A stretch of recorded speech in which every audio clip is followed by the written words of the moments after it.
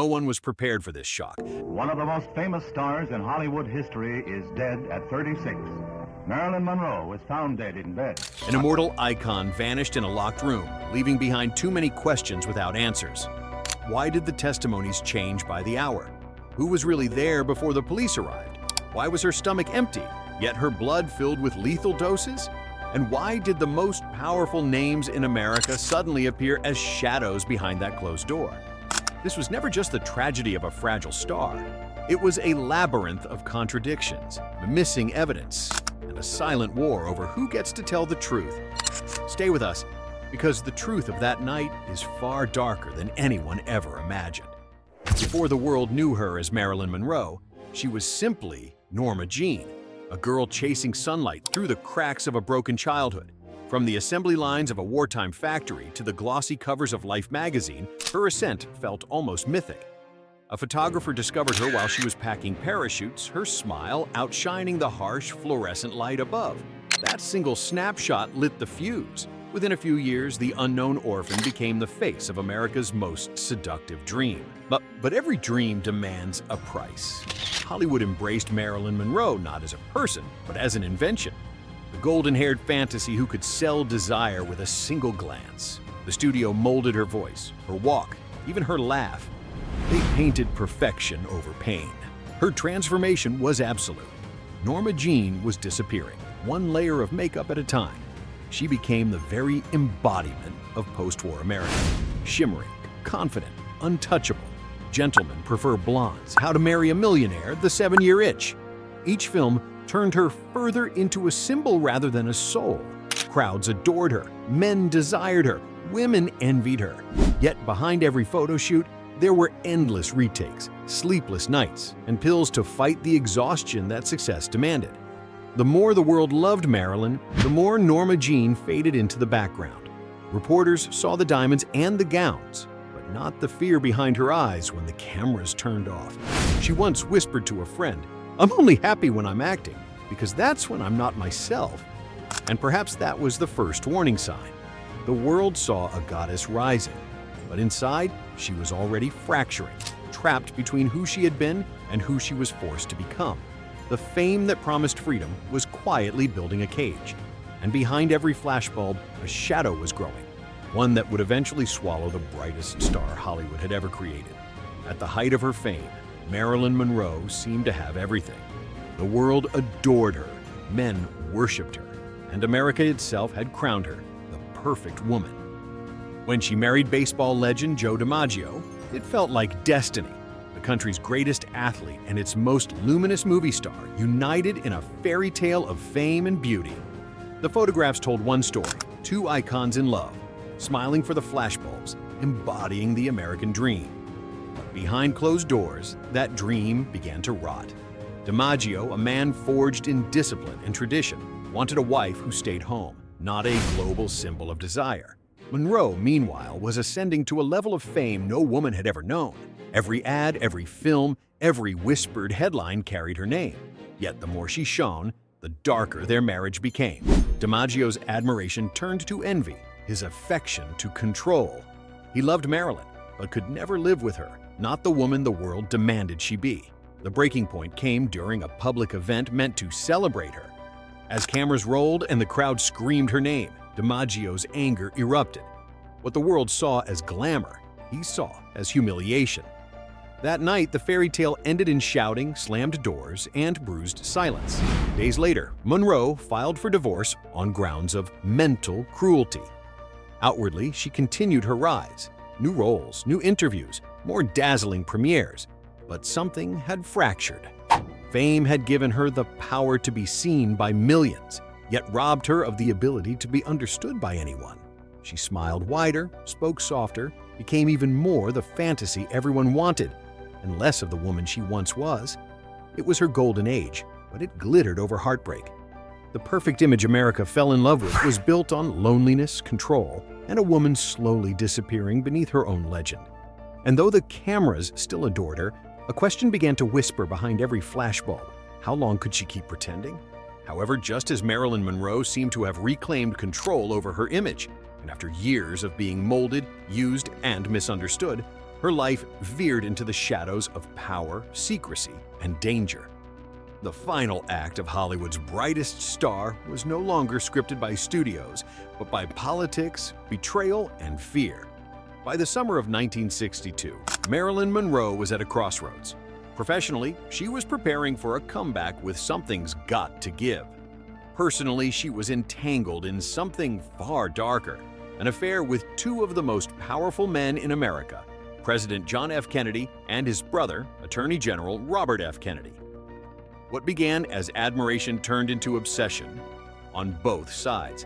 The Kennedys, fascinated by her allure and her access to Hollywood's influence, saw her as both pleasure and liability. Marilyn, yearning to be loved for her soul rather than her image, mistook their attention for intimacy.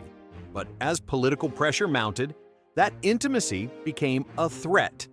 She knew too much about private meetings, secret conversations, and even classified details whispered in pillow talk. Witnesses later claimed that on August 4th, the night she died, Robert Kennedy visited her home in Brentwood. Several neighbors reported seeing him there that evening, and Monroe's housekeeper, Eunice Murray, would eventually admit, after years of denial, that he had been present during a heated argument. Monroe allegedly demanded answers, threatening to hold a press conference and expose everything. She had kept notes, the now infamous Red Diary, filled with sensitive information about both brothers, nuclear policy, and confidential discussions. That night, something broke.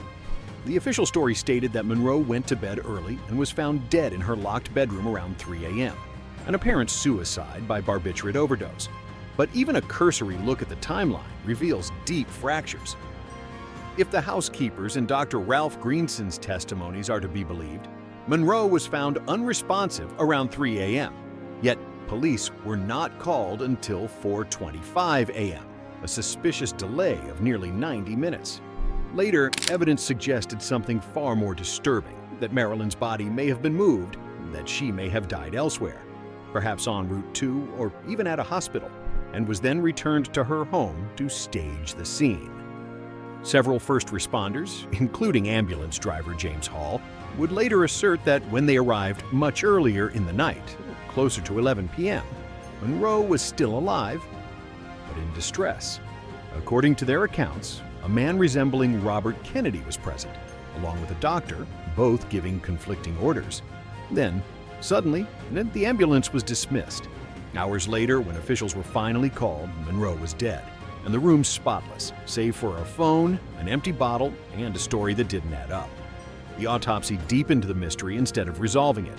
Dr. Thomas Noguchi, the coroner assigned to the case, discovered lethal concentrations of nematol and chloral hydrate in Monroe's blood and liver, far beyond survivable levels. But her stomach was completely empty. No trace of pills, no residue, no glass of water beside her bed. The implication was chilling. She couldn't have swallowed the dose that killed her. This discrepancy gave rise to another, more sinister hypothesis. The drugs had been administered by injection, or worse, through an enema, bypassing the stomach entirely. This would explain the chemical balance found in her system and the lack of physical evidence. It would also mean someone else was present, someone who ensured the drugs reached her bloodstream in precisely the fatal amount. Noguchi himself would later express unease about the official probable suicide conclusion, citing unusual inconsistencies that were never explained. He wasn't alone. Several pathologists who reviewed the case noted that the position of Monroe's body, face down, neatly arranged, phone in hand, suggested staging, not spontaneous collapse. What happened next resembled a coordinated cleanup, the kind only possible when the stakes reach the highest offices of power. In the hours following her death, key evidence disappeared. The Red Diary, said to contain names, times, and political secrets, vanished from her bedside table. Telephone records from that night were seized and never released. Even the tapes from her therapy sessions with Dr. Greenson, where she had allegedly spoken about ending the Kennedy affair, were gone. And when the police arrived, her housekeeper was inexplicably doing laundry in the middle of the night. Rumors spread that Robert Kennedy, escorted by security personnel, had returned to the house to retrieve personal items and ensure no trace linked him or his brother to the actress. What he may have taken, or destroyed, remains unknown. In the aftermath, the official narrative of suicide spread with surgical precision. The story leaned on Monroe's well-documented battles with depression and her previous overdoses. The emotional wounds of her childhood, abandonment, trauma, rejection, were reinterpreted as proof that she was destined to self-destruct. It was a story the public was ready to believe. But this wasn't just convenient, it was strategic. Her history of mental instability became the perfect smokescreen. The image of the beautiful, broken woman was resurrected one last time. This time not to sell tickets, but to close the case. Those who questioned the inconsistencies were dismissed as conspiracy theorists. Yet the contradictions remained. No witness accounts matched perfectly. No timeline could be confirmed, and no one, not her doctors, not the police, not her powerful acquaintances, ever seemed to tell the same story twice. Marilyn Monroe spent her life fighting to be seen as more than an image. But in death, the system that had exploited her beauty and her pain turned that very pain into her epitaph. Her vulnerability was rewritten as evidence of guilt, her trauma rebranded as motive. If the official version is to be believed, she died alone, consumed by despair. But if the evidence speaks, it tells another story of a woman silenced, her truth buried under layers of power, fear, and protectionism. Perhaps the saddest irony of all is this: Marilyn Monroe's death, much like her life, was a performance written by others. And even now, more than 6 decades later, we're still trying to separate the woman from the myth and the truth from the cover-up. Because the story they told the world doesn't fit the facts. And the truth hidden beneath the glitter may be far darker than anyone dared to imagine. Time has not closed the case of Marilyn Monroe. It has only made the questions echo louder. 2 decades after her death, in 1982, the Los Angeles District Attorney's Office reopened the investigation, a rare move that signaled just how deeply the mystery still lingered. Their conclusion was diplomatic at best. There was no credible evidence of murder, yet they admitted the case contained numerous inconsistencies and proposed a new theory, that her death may have been the result of an accidental overdose. In essence, even the law could not fully stand behind the story it had once proclaimed as fact. The truth remained suspended, just out of reach, like her image, perfect, elusive, and forever untouchable. In the years that followed, the world grieved not only a woman, but a symbol. News of her death sent shockwaves around the globe, and in Los Angeles alone, suicide rates reportedly doubled within a month. For millions, Marilyn Monroe wasn't just a movie star. She was hope, beauty, fragility, and power wrapped into one body that seemed immortal. When she fell, the illusion of invincibility shattered. But for Joe DiMaggio, her death was something far more personal, a wound that never healed. He banned the Kennedys and the Hollywood elite from her funeral, believing their world had destroyed her. For 20 years, he had roses delivered to her grave twice a week, a silent promise that outlived both scandal and fame. In that gesture, simple yet haunting, DiMaggio became the last man who loved not the myth, but the woman behind it.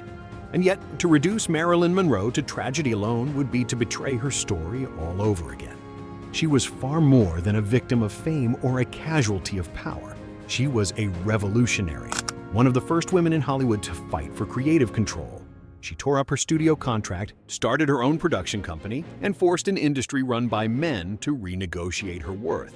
Behind the whispers, the diamonds, and the dresses, she was a strategist, one who turned vulnerability into leverage and charm into armor. Her mind was just as formidable as her image. The private Marilyn devoured philosophy, literature, and psychology, building a personal library of more than 400 books. She once said, "A career is wonderful, but you can't curl up with it at night." Beneath the glamour, she was searching for meaning, for safety, for love untainted by power. We may never know what truly happened in that quiet Brentwood bedroom, whether she was silenced, betrayed, or simply tired of fighting. Only the walls of that house will ever tell. But what endures is not her death, it's her defiance. Because Marilyn Monroe did not vanish into tragedy. She rose through it, from a foster child named Norma Jean to the most recognizable woman on earth. Her story is not of surrender, but of survival. She may have been silenced that night, but her voice, soft, trembling, and unforgettable, still echoes through every question we ask about her. What do you think really happened that night? Let us know your thoughts. And remember, the truth, much like Marilyn herself, never stays buried for long.